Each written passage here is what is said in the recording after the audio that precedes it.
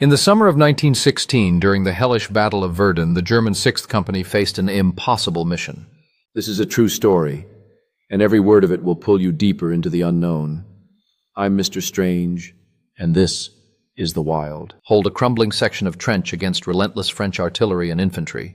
Among them was Friedrich Fritz Kallenberg, a 24-year-old machine gunner from Cologne.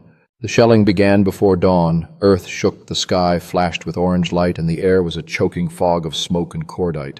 One by one, Fritz saw his comrades fall, but he stayed at his MG-08 feeding belt after belt of ammunition into the gun. The French kept coming in waves, their bayonets glinting through the haze. By midday, Fritz was alone. Wounded in the shoulder, bleeding, and deafened by the constant roar, he dragged his machine gun into a collapsed trench corner, turning it into a fortress. For 2 more days he fought without rest, firing short bursts to conserve ammunition, moving position every few minutes to make it seem like there were multiple defenders. Do not forget to subscribe to the Chanel for more stories and help us grow.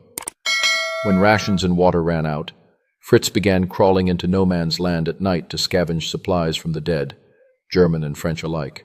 By the 3rd night, the French had started calling him Der Geisterschütze, the ghost gunner, because no matter how many times they attacked, the same gunfire cut them down, and yet they could never spot him.